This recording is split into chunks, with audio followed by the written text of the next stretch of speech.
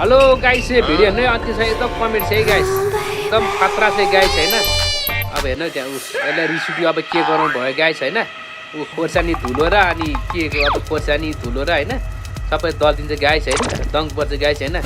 guys यो video कस्तो लाग्छ लाइक कमेन्ट सब्स्क्राइब गर्ने ल गाइस है गाइस ठिक्क परेर गाइस हैन ओ दङ पर गाइस